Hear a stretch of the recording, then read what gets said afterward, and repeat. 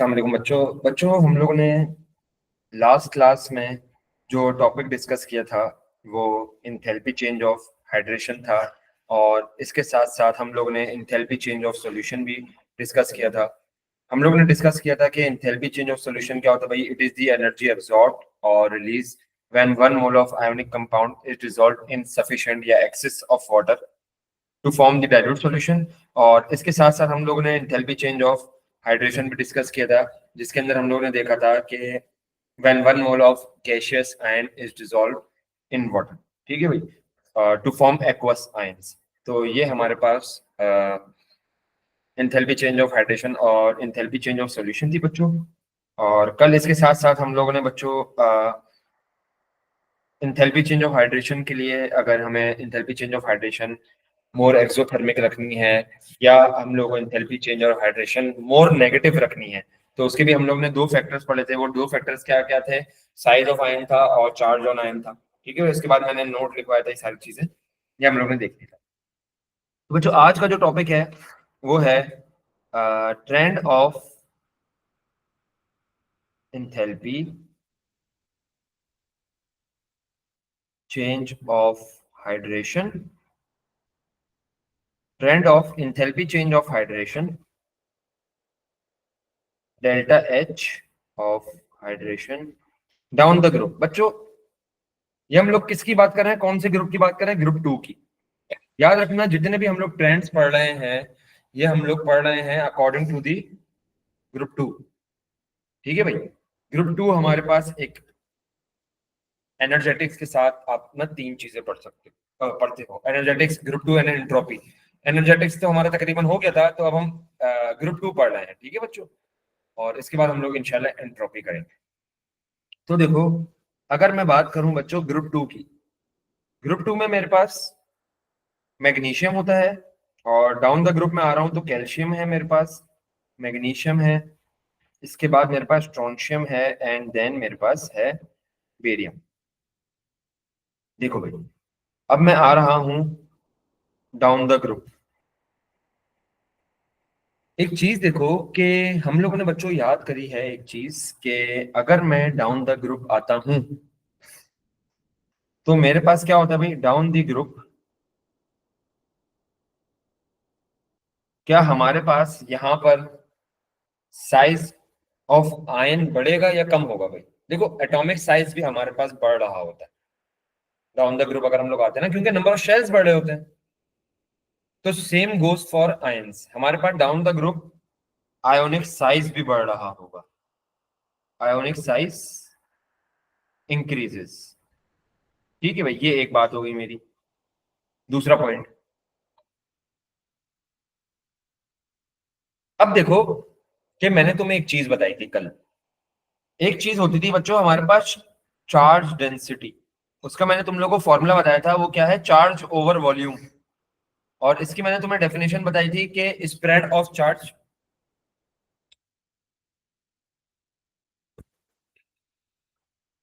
Class खत्म हो गई या नहीं? नहीं सर, इनकी क्लास तो 8 बजे खत्म हो। 8 बजे? अच्छा, नहीं मैंने बायो की लेनी थी, मैंने कहा इन्होंने ए टू एस। दरअसल हुआ क्या कि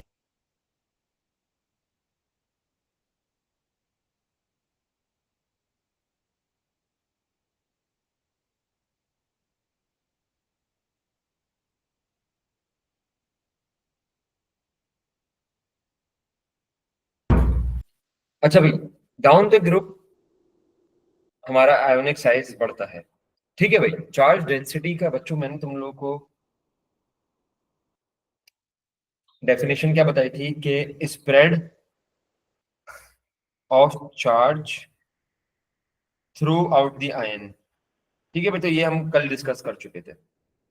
अब देखो कि तुम्हारे पास जब भी आयन का साइज बढ़ेगा तो तुम्हारे पास जो चार्ज डेंसिटी है वो कम होनी चाहिए या बढ़नी चाहिए? हाँ भाई,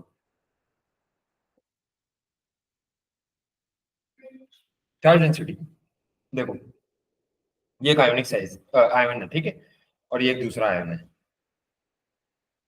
इस पे +2 का चार्ज समझ लो, +2 का चार्ज है। अब देखो मैंने तुम्हें एक चीज बताई थी कि चार्ज डेंसिटी और वॉल्यूम का यहाँ पर रिलेशन क्या है, ये बताओ। इनवर्स है। इसका मतलब चार्ज डेंसिटी बढ़ाऊंगा तो मेरा वॉल्यूम कम होना चाहिए। वॉल्यूम का मतलब साइज कम होना चाहिए। तो देखो, अगर मैं साइज कम करता हूँ ना तो मेरी चार्ज डेंसिटी जब बढ़ती है, और अगर मैं साइज इंक्रीज कर दूंगा तो मेरी चार्ज डेंसिटी क्या हो जाएगी, कम हो जाएगी। तो देखो, साइज इंक्रीज करा तो मैंने स्प्रेड, क्या हो गया भाई, ज्यादा स्प्रेड हो गया ना चार्ज, ज्यादा स्प्रेड हो गया चार्ज, ज्यादा एरिया में स्प्रेड हो गया, ज्यादा स्पेस में स्प्रेड हो गया। तो वो, उसकी चार्ज डेंसिटी क्या हो गई है, कम हो गई है। ठीक है भाई, तो ये बात याद रखो। तो जितना ज्यादा साइज उतनी कम चार्ज डेंसिटी। तो देखो, डाउन द ग्रुप तुम्हारे पास क्या हो रहा है भाई, charge density is also, charge density decreases, sorry, charge density decreases, क्योंकि हमारे पास साइज ऑफ आयन बढ़ गया है। ठीक है भाई, वॉल्यूम बढ़ गया है।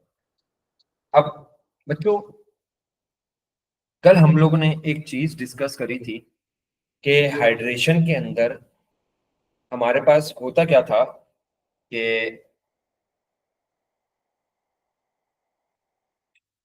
हमारा जो आयन था, गैसियस आयन,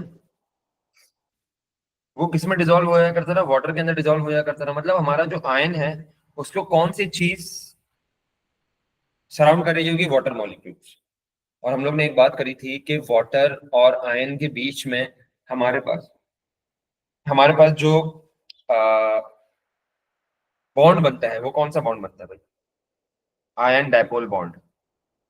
ऐसा ही बकर हमने ये डिस्कस करा था। तो भाई चीज देखो, हम लोगों ने कल एक और चीज डिस्कस करी थी कि बच्चों, चार्ज डेंसिटी अगर ज्यादा होती है ना तो आयन डायपोल बॉन्ड स्ट्रॉन्गर बनता है। अब देखो, यहां पर चार्ज डेंसिटी कम है तो आयन डायपोल बॉन्ड हमारा वीकर हो जाएगा। अब जब तुम्हारी बॉन्ड फॉर्मेशन ही वीक है, ठीक है भाई, तुम्हारी बॉन्ड फॉर्मेशन इतनी स्ट्रांगली नहीं हो रही। याद रखना, bond formation is always exothermic. Bond formation ही तुम्हारी वीक है, बॉन्ड फॉर्मेशन तुम्हारी इतनी स्ट्रांगली नहीं हो रही, तो तुम्हारे पास जो हाइड्रेशन एनर्जी है वो भी तुम्हारे पास लेस, क्या होगी, नेगेटिव। ठीक है भाई, तो delta H hydration is less negative. Less negative का मतलब पता है क्या बच्चों, लेस एक्सोथर्मिक। अब ये देखो ना, अगर तुम्हारे पास, बस ऐसे सपोज कर लो, चार्ज डेंसिटी या आयन डायपोल बॉन्ड स्ट्रॉन्गर होता तो तुम्हारे पास -30 की वैल्यू थी। आयन डायपोल बॉन्ड वीकर है तो -20। तो देखो, लेस नेगेटिव कौन सी चीज है, ये वाली है ना। लेस नेगेटिव का एक और भी मतलब तुम लोग कह सकते हो कि मोर पॉजिटिव। देखो, पॉजिटिव के ये ज्यादा करीब है, ऐसा ही है। तो इसको एग्जामिनर मोर पॉजिटिव भी यूज कर सकता है, कि वो ये पूछता है कि बताओ, why the enthalpy change of hydration decreases या is less negative या less exothermic या more positive down the group। तो तुम्हें ये सारी चीजें इसमें लिखनी है। ठीक है भाई, तो मैं इसका क्वेश्चन लिख देता हूँ, ये होमवर्क कर लेना। y delta h hydration becomes less negative. Less negative का वर्ड यूज कर सकता है, लेस एक्सोथर्मिक का वर्ड यूज कर सकता है, इसके साथ साथ वो मोर पॉजिटिव का वर्ड भी यूज कर सकता है। becomes less negative, less exothermic, more positive as we descend down the group 2। ठीक है बेटा, ये तुम लोग का आज का होमवर्क है। ऊपर मैंने सारे फैक्टर्स, सारे पॉइंट्स तो लिख दिए हैं, बस इन्हीं पॉइंट्स को तुम लोग क्या करो, पैराग्राफ में कन्वर्ट करो तो तुम्हारा आंसर बन जाएगा। ठीक है भाई, चलो ये होमवर्क कर लेना। अच्छा बच्चों, अब हमारे पास, तुम लोगों को अगर याद हो तो हमारे पास delta H naught of solution क्या होता था, हमारे पास वो होता था कि हम लोग जब आयोनिक कंपाउंड को एक्सेस ऑफ वाटर या सफिशिएंट ऑफ वाटर में कन्वर्ट, डिसॉल्व करवाते थे, और वो किस में कन्वर्ट हो जाया करता था, आयंस में, सॉरी एक्वस आयंस में कन्वर्ट हो जाया करता था। तो ये हमारे पास होती थी सॉल्यूशन। और हमारे पास delta H naught of hydration क्या होती है कि जब हम लोग किसी भी आयन को, जैसे कि सोडियम पॉजिटिव गैशियस आयन है, इसको मैंने डिसॉल्व करवा दिया वाटर के अंदर, तो ये किस में कन्वर्ट हो गया, एक्वस आयन के अंदर कन्वर्ट हो गया। अब देखो सॉल्यूशन के अंदर ना तुम्हारे पास जो वैल्यू होगी सॉल्यूशन की, एंथैल्पी चेंज की वैल्यू होगी, वो तुम्हारे पास एक ही होगी। तो मैं इसको बोल सकता हूं delta H naught of solution of NaCl। इसको ऐसे लिख सकता हूं कि delta H naught of solution of NaCl। लेकिन याद रखना बच्चों, तुम्हारे पास जो हाइड्रेशन होगी ना, वो अलग अलग आयंस की होती है। सोडियम की अलग होगी और तुम्हारे पास क्लोराइड की अलग होगी। ठीक है भाई। तो तुम्हारे पास जो हाइड्रेशन एनर्जी है ना, वो ओवरऑल सेम नहीं होगी। मतलब वो सोडियम की भी अलग होगी, तो उसको मैं बोलूंगा delta H naught of hydration of sodium. ठीक है भाई। उसके बाद अगर क्लोरीन की हो रही है तो उसको मैं बोलूंगा delta H naught of hydration of chlorine. ठीक है भाई। तो याद रखना हाइड्रेशन वैल्यूज डिपेंड करती हैं आयंस पे, और तुम्हारी जो delta H naught of solution की वैल्यू है वो डिपेंड करती है किस पे, कंपाउंड पे। बस ये याद रख लो कि हाइड्रेशन अलग अलग मेजर की जाती है और सॉल्यूशन जो है वो कंपाउंड की एक साथ मेजर की जाती है। ठीक है भाई, ये बात क्लियर होती है। खैर सर, ये बातें हम लोग पढ़ क्यों रहे हैं भाई, ये बात हम लोग इसलिए पढ़ रहे हैं क्योंकि आगे अभी ना एक और चीज हम लोग ने बच्चों पढ़ी थी पहले, delta H naught of lattice lattice energy, जिसको हम बोलते थे कि 1 mole of ionic compound is form from इस गैशियस आयंस। ये चीज देखो, ये गैशियस आयंस है मेरे पास, और इनके थ्रू मैंने क्या बनाया, 1 मोल ऑफ आयोनिक कंपाउंड बना लिया। देखो NaCl आयोनिक कंपाउंड है ना भाई, तो मैंने 1 मोल ऑफ आयोनिक कंपाउंड बनाया by using their gaseous ions. तो इसको मैं क्या बोलता था बच्चों, लेटिस एनर्जी बोलता था, या लेटिस एंथैल्पी बोलता था। और लेटिस एंथैल्पी भी याद रखो कि पूरी ओवरऑल की देखी जाती है, NaCl की पूरी एक साथ देखी जाएगी। बस मैंने यही चीज एक डिफरेंस समझाना था कि सॉल्यूशन जो होगा वो तुम्हारे पूरे एक कंपाउंड का देखा जाएगा, लेटिस एनर्जी जो है वो तुम्हारे पूरे कंपाउंड की देखी जाएगी। लेकिन तुम्हारे पास जो delta H naught of hydration है, हाइड्रेशन एनर्जी जो है, हाइड्रेशन एंथैल्पी जो है, वो अलग अलग आयंस की देखी जाती है। ठीक है भाई। अब बच्चों काम क्या पता है, इन तीनों को यूज करते हुए, इन तीनों को delta H naught of solution, hydration और लेटिस एनर्जी को यूज करते हुए हमें एक चीज बनानी है, हेसिस साइकिल। हेसिस साइकिल याद है? नहीं, खैर हेसिस साइकिल बनानी है। अगर मैंने जितने प्रीवियस लेक्चर्स है ना उनके अंदर उसका रिव्यू दिया हुआ है, तो वो देख लेना। ठीक है, मैं थोड़ा सा इंट्रोडक्शन भी दे देता हूँ हेसिस साइकिल का। हेसिस लॉ होता था बच्चों एक हमारे पास, उसके थ्रू हम लोग एक साइकिल बनाते थे, जिसमें हमारे पास दो रूट्स हुआ करते थे। हेसिस लॉ हमें क्या कहता था कि भाई हमारे पास जो एनर्जी है, अगर आप कोई भी रिएक्शन सिंगल स्टेप में कर रहे हो या कोई भी रिएक्शन तुम लोग मल्टीपल स्टेप में कर रहे हो, तो तुम्हारे पास जो एनर्जी चेंज है वो सेम रहेगा।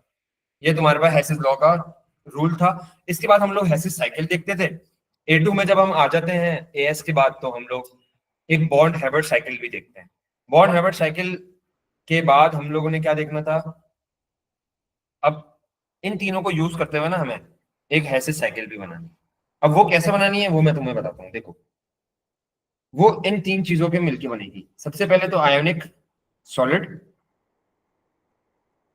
इसको मैं ऐड करवाऊंगा एक्सेसिव ऑफ वाटर में। एक्वस का मीन्स बच्चों एक्सेसिव वाटर। और तुम्हें पता है कि जब भी आयोनिक सॉलिड को एक्सेसिव वाटर में मैं ऐड करवाता हूं तो वो किस में कन्वर्ट हो जाता है, आयंस में कन्वर्ट हो जाता है, एक्वस आयंस में। तो ऊपर जाके एक चीज देखो कि तुम्हारे पास जब भी मैंने आयोनिक सॉलिड को एक्वस या मतलब वाटर में डिसॉल्व करवाया है, तो इसको मैं क्या कहता हूँ, delta H naught of solution. ठीक है भाई। इसके साथ साथ और नीचे तुम लोग एक चीज लिख लेना, गैशियस आयन। ये देखो यहाँ पर यार तुम लोग लिख लेना गैशियस आयन। गैशियस आयन से जब भी मैं एक्वस आयन में जाता था, ये देखो गैशियस आयन से मैं गया हूं एक्वस आयन में, तो मैं इसको क्या कहता था, हाइड्रेशन। तो मतलब यहाँ पर हमारे पास क्या हो रही है, delta H naught of hydration. इसके साथ साथ गैशियस आयन से मैं अगर सॉलिड में जाता था, आयोनिक सॉलिड में, तो मेरे पास क्या होता था भाई, मेरे पास होता था lattice energy, delta H naught of lattice. तो ये तुम्हारे पास पूरी एक ऐसे साइकिल बन गई है बच्चों। और याद रखो कि इसमें जो एक्वस आयंस है ना, ये तुम्हारा फाइनल पॉइंट है। सर हमें कैसे पता चलेगा कि फाइनल पॉइंट कौन सा है? फाइनल पॉइंट वो चीज होती है जहां पर सारे एरो आ रहे होते हैं। तो देखो, क्या यहाँ पर फाइनल एरोज आ रहे हैं सारे? तो ये हमारा फाइनल पॉइंट होगा। अच्छा, इसके साथ साथ तुम्हें ये एक फर्स्ट रूट हो गया ये हमारा, ठीक है भाई, ये हमारा फर्स्ट रूट हो गया। और यहां से यहां मेरा जो है ये सेकंड रूट है। हेसिस साइकिल का रूल क्या होता है पता है? हेसिस साइकिल का रूल होता है कि energy of first root is equal to energy of second root. मतलब फर्स्ट रूट की और सेकंड रूट की जो एनर्जी होगी ना, वो दोनों बराबर। ये बात है हमारी उसकी। अब तुम्हारे पास यहां पर जो इक्वेशन बनती है ना, वो बनती है ये इक्वेशन तुम्हें याद रखनी है। Delta H solution is equal to delta H hydration minus delta H of lettuce.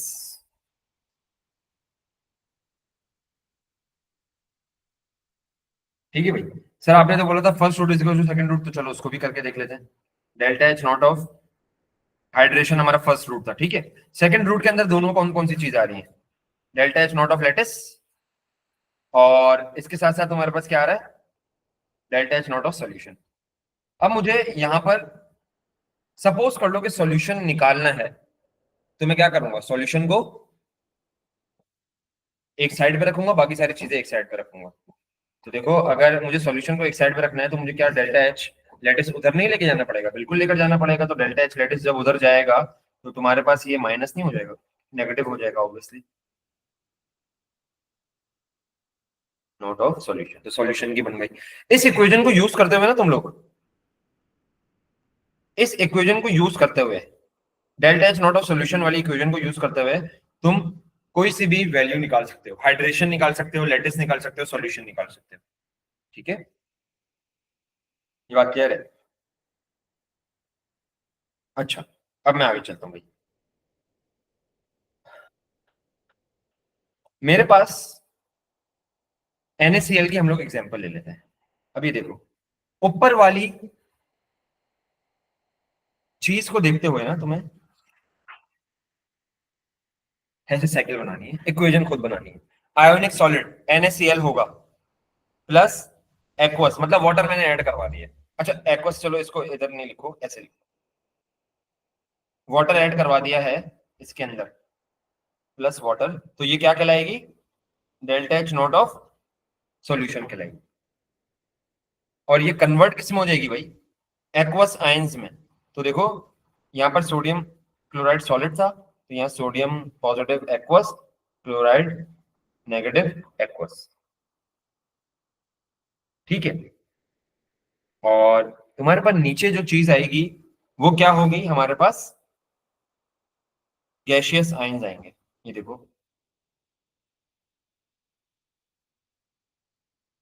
Gaseous ions आ गए। तो ये चीज क्या कहलाती है भाई तुम्हारी, गैशियस आयंस से एक्वस आयंस में जाना। देखो, गैशियस आयंस से एक्वस आयंस में जाना ही क्या कहलाता है, हाइड्रेशन। तो मैंने एक बार बताई थी कि हाइड्रेशन जो होती है तुम्हारे पास, क्या वो हर आयन की डिफरेंट होती है, ऐसा ही है? तो यहाँ पर तुम्हारे पास देखो हाइड्रेशन अलग अलग होगी दोनों की। ठीक है भाई। और इसके बाद तुम्हें अगर गैशियस आयन से सॉलिड आयन में जाते हो, सॉलिड फॉर्म में जाते हो, सॉलिड कंपाउंड में जाते हो, 1 mole of a solid compound is form या ionic compound is form from its gaseous ion, तो वो क्या होती है हमारे पास, लैटिस एनर्जी होती है। तो ये तुम्हारे पास delta H naught of hydration of chlorine कहलाएगी, और ये होगी delta H naught of hydration of sodium positive. ठीक है भाई, और ये होगी तुम्हारे पास delta H naught of lattice.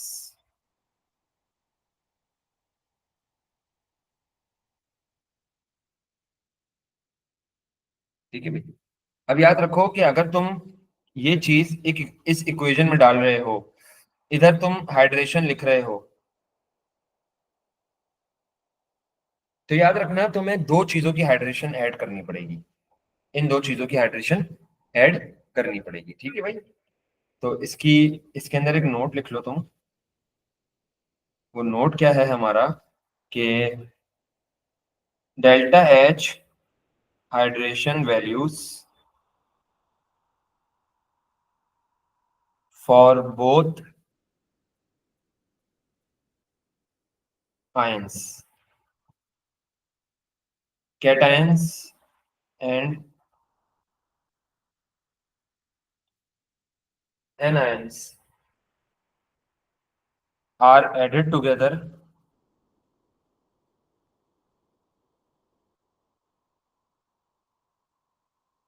to get the total value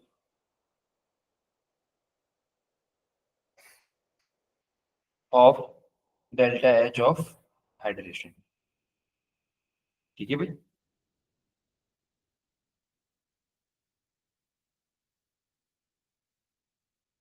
ये बात क्लियर होती। अच्छा, अब एक हम सवाल कर लेते हैं बच्चों, पास पेपर का। आई थिंक यही है। अब ये रहा।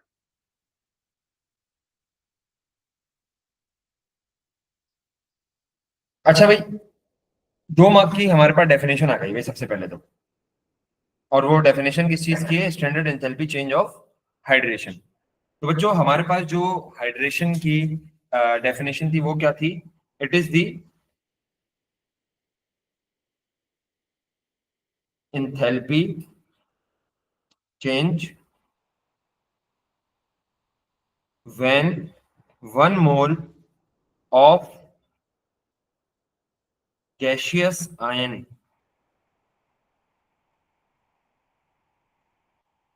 is dissolved in water, या इन सफिशिएंट वाटर लिख लो, एक्सेस वाटर बच्चों, ताकि हमारा वो कंप्लीटली डिसॉल्व हो जाए। In sufficient water to form 1 mole of gaseous ion. तो देखो, तुम ना एक पेपर में ना एक ट्रेंड देखोगे कि जब भी तुम्हारे पास कोई सवाल स्टार्ट हो रहा होगा या मिड ऑफ क्वेश्चन, तुम्हें ना हर एक सवाल में डेफिनेशन तो जरूर मिलेगी 2 से 3 मार्क की। तो देखो, अगर तुम लोग, तुम्हारे पेपर में अगर 5 सवाल भी आ रहे हैं, 60 मार्क्स का पेपर है, 5 सवाल भी आ रहे हैं, तो 10-12 मार्क तुम डेफिनेशन से ही ले जाओगे। मतलब ई पे तो पहुंच गए तुम, सिर्फ अगर तुम डेफिनेशन ही करके चले जाओ तो पेपर 2 के अंदर। तो डेफिनेशन इतनी जरूरी है बच्चों। और याद रखना बच्चों, अब तुम लोग ए लेवल्स में जब आ गए हो ना, तो ये सारी जो तुम्हारी डेफिनेशन है उसके तुम्हें पूरे पूरे मार्क नहीं मिलेंगे। तुम्हें मार्क किस चीज के मिलेंगे, की पॉइंटर्स के, जैसे 1 mole of gaseous ion is dissolve या सफिशिएंट वाटर। अगर ये की पॉइंटर्स तुम लोग मिस करोगे ना, तो तुम्हारे मार्क्स कटेंगे बच्चों। ठीक है भाई, अब अब हम आते हैं, बड़ा मेन क्वेश्चन आ गया भाई हमारा। Use the following data to calculate the latest energy. बच्चों बच्चों मैंने सबसे पहले तुम्हें, चलो खैर उसको हम बाद में लिखते हैं। लेटेस्ट एनर्जी हमें कैलकुलेट करनी है of calcium nitrate CaNO3 solid. You may find it helpful to construct an energy cycle. वो ऐसे साइकिल की बात कर रहे हैं बच्चों यहाँ पर, ठीक है। उसके हम रिलेटेड क्या करेंगे, क्वेश्चन करेंगे। अब मुझे एक बात बताओ कि अभी हम लोग ने जो ऊपर ऐसे साइकिल की है, वो क्या करी है कि आयोनिक सॉलिड, और इसको मैं डिसॉल्व किस में करवाता था। अच्छा, एक और बात, लेटेस्ट एनर्जी निकालने का ना एक और तरीका है, बॉन्ड हाइब्रिड साइकिल। लेकिन यहाँ पर तुम्हारे पास बॉन्ड हेबर्ट साइकिल वाला डेटा नहीं है, atomization, first ionization energy, electron affinity, ये सब नहीं है तुम्हारे पास। तो तुम ये वाली हेस साइकिल को फॉलो करोगे। आयोनिक सॉलिड है, आयोनिक सॉलिड को अगर मुझे एक्वस आयन में कन्वर्ट करना है तो इसको मैं क्या कहता हूँ, सॉल्यूशन। ठीक है, इसके साथ साथ मेरे पास नीचे है गैसियस आयन, और गैसियस आयन को मुझे एक्वस आयन में कन्वर्ट करना है तो इसको मैं क्या कहता हूँ, इसको हाइड्रेशन कहते हैं। ठीक है, और गैसियस आयन को मुझे कन्वर्ट करना है आयोनिक सॉलिड में, इसको हम कहते हैं लैटिस एनर्जी।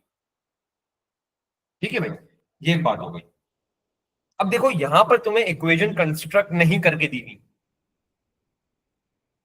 चाइनिक सॉलिड को ना वाटर में डिसॉल्व करें। ठीक है, यहां पर तुम्हें इक्वेशन कंस्ट्रक्ट करके नहीं दी हुई, इक्वेशन हम लोग खुद कंस्ट्रक्ट करते हैं। ये देखो सर, इक्वेशन कैसे कंस्ट्रक्ट करेंगे भाई, बिल्कुल तुम लोग स्टार्ट करो, पता है किससे, तुम लोग स्टार्ट कर लो गैसियस आयन से। ये तुम्हारा फाइनल पॉइंट होता है बच्चों, ये बात याद रखना। गैसियस आयन से बस हम लोग स्टार्ट करेंगे। देखो तुम्हारे पास गैसियस आयन कौन कौन से हैं, कैल्शियम 2 पॉजिटिव प्लस, ऐसा ही है। एक्वस आयन भी हमारे यही बनेंगे, calcium 2 positive plus NO3 negative. ये एक्वस होगा, ये भी एक्वस होगा। और तुम्हारे पास जो सॉलिड है वो क्या बनेगा, कैल्शियम नाइट्रेट। ये इधर से इधर आएगा, और जो हाइड्रेशन एनर्जी तुम्हारे पास वो डिफरेंट होती है, ऐसा ही है, हर आयन की डिफरेंट होगी। और ये तुम्हारे पास लैटिस एनर्जी होगी। अब गौर से मेरी बात सुनो। यहाँ पर थोड़ी सी एक हम लोगों ने गलती करी है, वो मैं तुम लोगों को दिखा देता हूँ कि भाई हमने क्या गलती करी है। एक चीज देखो, मोल्स की हम लोगों ने गलती करी है। कैल्शियम नाइट्रेट के अंदर जो नाइट्रेट के मोल्स हैं वो कितने हैं, 2 है। तो यहाँ पर भी तुम्हारे पास मोल्स नाइट्रेट के 2 होने चाहिए, ऐसा ही है। कैल्शियम नाइट्रेट से मैं एक्वस नाइट्रेट में गया, तो यहाँ पर नाइट्रेट कितने, 2 है। यहाँ पर भी नाइट्रेट कितने होने चाहिए, 2 होने चाहिए। अगर ये गलती करते हो तो तुम्हारी लैटिस एनर्जी तो गलत ही आएगी। ठीक है भाई, ये एक बात हो गई।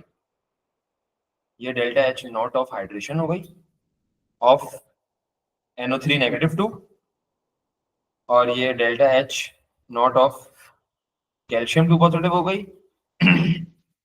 Delta H naught of solution हो गई है, और ये होगा delta H naught of lattice, lattice enthalpy. अब मैंने तुम लोगों को जो इक्वेशन बताई थी, फाइनल पॉइंट ये रहा तुम्हारे पास, फाइनल पॉइंट ये रहा, मतलब फाइनल पॉइंट का जो होता है ना, ये फर्स्ट रूट है हमारा। तो first root is equal to second root करो, सेकंड रूट तुम्हारा ना ये पूरा है, तो first root is equal to second root. देखो इक्वेशन क्या बन रही है, delta H of hydration is equal to delta H of lattice, और plus delta H of solution. ठीक है, ये इक्वेशन बन रही है। मुझे निकालना क्या है यहाँ पर, मुझे बोला क्या क्या है, लेटिस एनर्जी। अच्छा भाई, लेटिस एनर्जी निकालनी है, तो देखो मेरी लेटिस एनर्जी की इक्वेशन कुछ ऐसे बन जाएगी, delta H naught of lattice is equal to delta H naught of hydration minus, इधर चले जाएगा ना ये, delta H naught of solution. Lattice energy निकालनी है, तो अब देखना इसके लिए थोड़ी सी हम वर्किंग करेंगे। हाइड्रेशन हम लोग को क्या निकालनी होती है, अलग अलग निकालनी होती है सबकी। तो देखो तुम्हें क्या हाइड्रेशन गिवन है किसी की, हाँ, कैल्शियम की हाइड्रेशन गिवन है -1650, और हाइड्रेशन जो होती है वो दोनों की ऐड होती है, आयंस की। तो नाइट्रेट की कितनी है हमारे पास, -314। लेकिन हमारे पास नाइट्रेट की जो गिवन है ना -314, ये पर मोल गिवन है, 1 मोल की गिवन है, और यहाँ पर हमारे पास नाइट्रेट है कितने, 2। तो हम लोग क्या करेंगे, मल्टीप्लाई बाय 2, -314 मल्टीप्लाई बाय 2, तो ये हमारी हो गई हाइड्रेशन। अब हमें इसमें से क्या माइनस करनी है, सॉल्यूशन माइनस करनी है।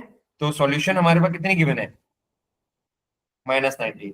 तो -19 कर लो, तो तुम्हारे पास सॉल्यूशन आ जाएगी। और इसको अगर तुम कैलकुलेटर में पुट करो तो भाई तुम्हारे पास डायरेक्ट ही आंसर आ जाएगा, delta H naught of lattice आ जाएगी भाई तुम्हारे पास।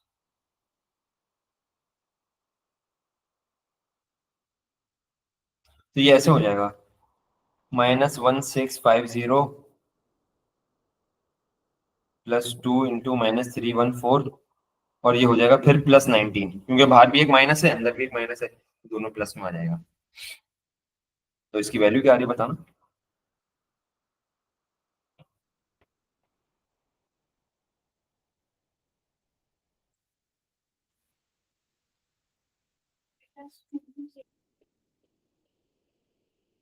टू 59 नहीं आ रही, 2260 आ रही है, -2260 किलो जूल पर मोल।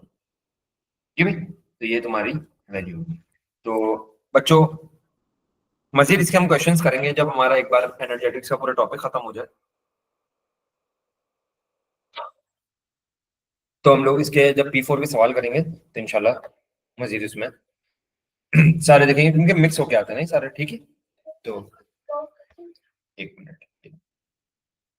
ठीक है बच्चों, आज की क्लास यहीं तक है। इंशाल्लाह नेक्स्ट क्लास में मुलाकात।